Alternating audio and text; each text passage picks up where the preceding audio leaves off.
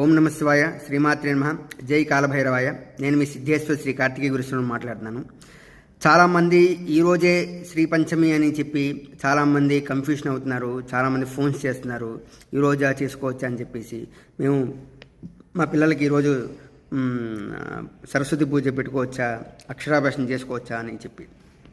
కాదండి, రేపు సోమవారం నాడు ఫిబ్రవరి 3 రేపు సోమవారం ఉదయం 10:15 వరకు ఉంటుంది. రేపు ఎప్పుడైనా సరే మీరు పూజ చేసుకోవచ్చు. రేపే శ్రీ పంచమి, రేపే సరస్వతి పూజ కానీ ఏదైనా సరే చేసుకోవాల్సింది రేపే, ఈరోజైతే కాదు. చాలామంది కన్ఫ్యూషన్ అయిపోతున్నారు. కొన్ని యూట్యూబ్ ఛానల్లోని కొన్ని సోషల్ మీడియాలోని 2వ తారీఖు నుంచి ఉందని చెప్పేసి 2వ తారీఖుని అని చెప్పేసి ప్రసారం చేస్తున్నారు.